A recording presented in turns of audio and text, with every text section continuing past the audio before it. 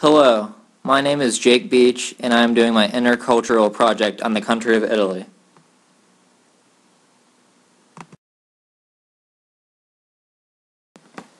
Italy is located in southern Europe. This picture is a map of Italy. You can see that everything in green is part of Italy. If you see the star on the country, that refers to the country's capital, Rome.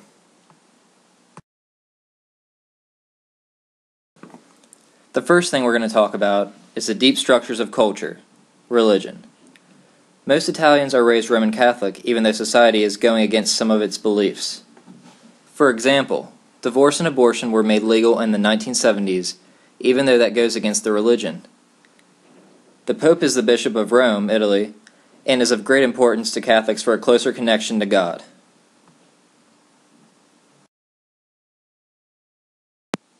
This right here is a pie chart of the religions in Italy.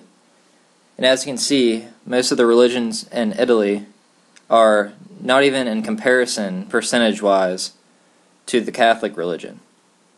So pretty much anytime you meet someone in Italy, they're most likely going to be Catholic.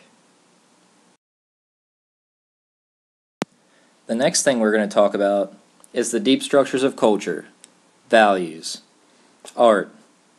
Italy has been the birthplace for many of the world's best artwork. Italian sculpture, to this day, is considered the most valued type of artwork in Italy. Fashion. The Italian culture is recognized to have one of the greatest fashions in the world. Clothing and apparel are very important to the people. Cars. Having stylish vehicles is a very important thing in the Italian culture. Italy produces some of the fastest and most unique cars in the world. Although expensive, owning an Italian-made vehicle presents wealth and class. Some of the Italian car companies are Ferrari and Lamborghini.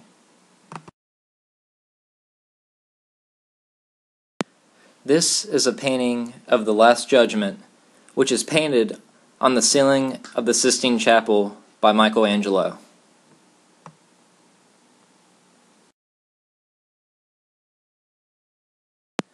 Next, we are going to talk about the deep structures of culture, language.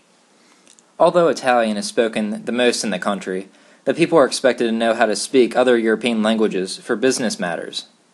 The German language can be found a lot in Italy. In the northeastern part of Italy, it is one of the most used languages. The use of a professional translator is used a lot amongst businesses. Next we move on to interpersonal protocol, greeting behaviors. Italians like to use a lot of hand gestures when talking face to face. When interacting with family and friends, a hug and air kiss from cheek to cheek are common. It is important to use eye contact while you are talking to someone. It shows that you are interested in what the other person has to say.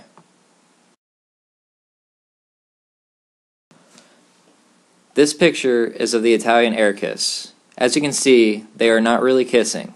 They are just air kissing from cheek to cheek.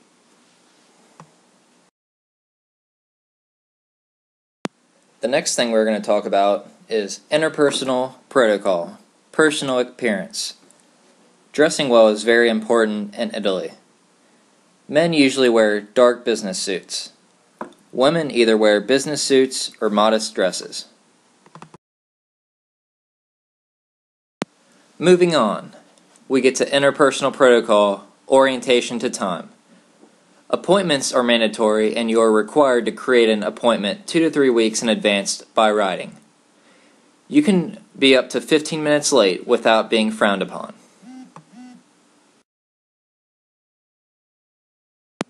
Next, we will be talking about tips for communication with Italy, the do's. Do give your host wrapped chocolate, flowers, or wine, but not in black or gold, because those colors are for funerals only. Tell jokes, but remember that humor will vary from country to country. You are allowed to sit or stand quite close to an Italian person. Their personal space is more flexible than to those of other countries. Every time that you meet someone new, you are expected to shake hands when you introduce yourself and when you depart.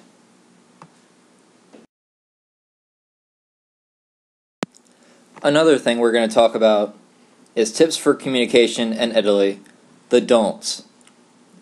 Do not speak of politics, mafia, religion, or family. Do not criticize Italy or the Italian people. Do not wear shorts which are unacceptable in public. Do not give an even number of flowers to somebody. Do not call someone by their first name unless asked to do so.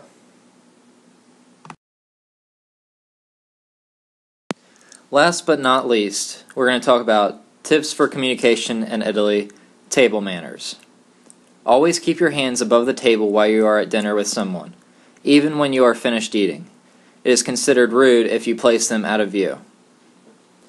Do not insist that you are done eating food. Place your fork and knife to the right of the dinner plate to show that you are finished eating. As you can see, Italian culture is a lot different from American culture. I feel as though I have learned a lot doing research over the Italian culture. I'm glad I had to do this project so I know how to act if I ever travel to Italy. Thank you for your time.